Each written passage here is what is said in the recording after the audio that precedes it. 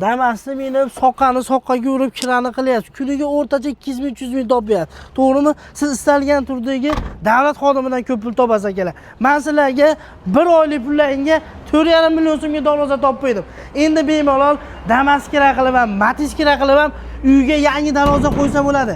Eski darvozalarni tashlab yuboraverasizlar. Mana shu turishi 4,5 million so'm bo'ladi. Vodiy bo'ylab dastlabki ustanovkasi ichida bo'ladi. Menga sal ranglirog'i kerak desa, buni ko'ringlar. 6,5 million so'mga dastlabki ustanovkasi bo'ladi. Xolasalarning tevasida lazer fason bo'ladi, ozgina qo'shilib qoladi.